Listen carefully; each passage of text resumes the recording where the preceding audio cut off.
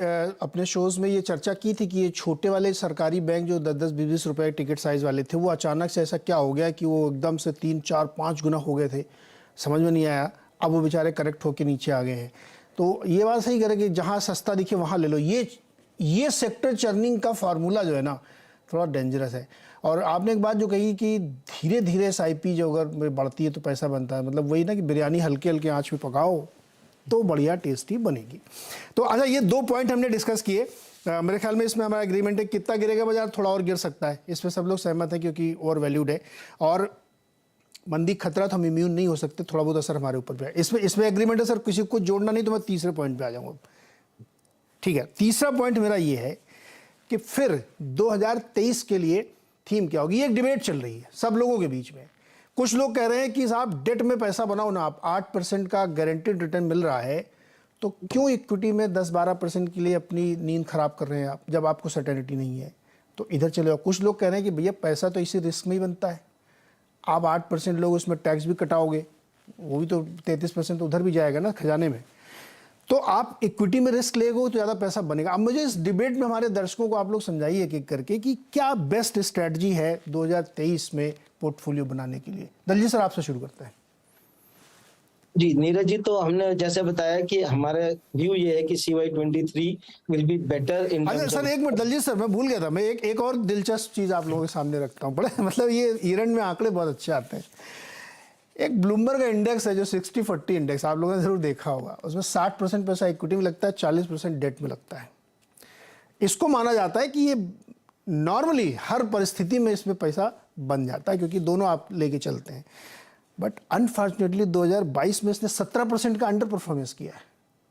ना डेट में बना ना इक्विटी में बना, क्योंकि रेट ऑफ इंटरेस्ट भी बढ़ रहा था और इन्फ्लेशन भी बढ़ रहा था।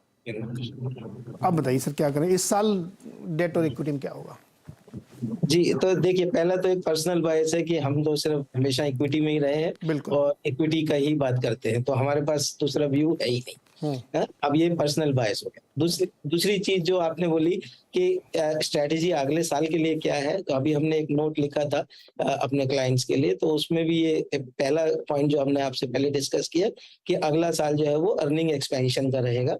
तो आपको वो सेक्टर्स में जाना है जहां जहां इस साल अर्निंग्स खराब रही थी, तो चाहे ऑटोमोबाइल्स हो, ऑयल एंड गैस हो, स्टील हो, सीमेंट हो, तो ये स्पेशलिटी केमिकल्स हो, उसमें सब में जहाँ रॉ मटेरियल कॉस्ट वगैरह की वजह से प्रॉब्लम्स थी, वो सब अब जैसे जैसे सुधरेंगी, एफएमसीजी भी है उसमें, तो वो आगे चल के आपको बेनिफिट देंगे, तो अर्निंग्स का बेनिफिट मिलेगा। तो एक स्ट्रेटजी वो होगी कि आपको वहां जाना है। दूसरी स्ट्रेटजी जो होगी ये तो हम मान के चल रहे हैं कि अभी इंटरेस्ट रेट घटने वाले नहीं है। 40 साल का डिसइन्फ्लेशन साइकिल खत्म हुआ है अभी, और अब ये जो साइकिल है ये इंटरेस्ट रेट ऊपर ही रहेंगे अगले काफी समय तक। तो इसका मतलब जो ये मान के चल रहे हैं कि भाई ये बहुत जल्दी साइकिल खत्म हो जाएगी और हम रेट कट शुरू हो जाएंगे, ये सब मुझे लगता है नहीं, बहुत ज्यादा ओवर एस्टिमेशन है वो। तो हमारा मानना है कि फिर आपको वहां पर इंटरेस्ट रेट सेंसिटिव जो है वहां पर ये ध्यान रखना पड़ेगा कि किस लेवल पे जाकर के ये डिमांड को हिट करेगा।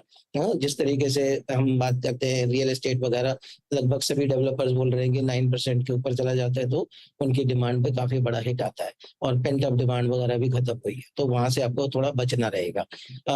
फिर अब हम देखें पिछले साल में क्या हुआ कि मार्केट ने क्वालिटी को इग्नोर किया। अच्छी क्वालिटी के स्टॉक्स, इनफैक्ट आप हमने एक पिछले पीक से इस पीक में, क्योंकि बहुत सारे क्लाइंट ये क्वेश्चन कर रहे थे कि मार्केट तो ऑल टाइम हाई आ गया बट पोर्टफोलियो हमारा ऑल टाइम हाई नहीं आया, राइट? तो इसका कारण क्या है? तो हमने ये देखा कि NSE 500 में 290 stocks have given minus returns, negative returns, 0 to 40%.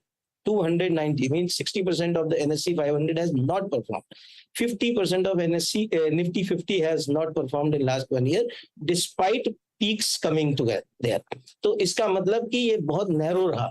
और अगर हम टॉप 20 परफॉर्मर्स और टॉप 20 अंडर परफॉर्मर्स देखेंगे तो कोई भी सेक्टर ना लीडर रहा ना कोई सेक्टर लैगार्ड रहा, मतलब there was no sectoral allocation, it was totally dispersed. तो और मेन चीज जो चली वो चली ये सब जिनको हम कहते हैं कि जैसे अभी आपने कहा PSU बैंक्स, उसमें बहुत सारे छोटे छोटे स्टॉक्स बहुत सारे पिछली बार जो जिनके डेट रेजोल्यूशन हो रहे हैं वो सारे स्टॉक चले।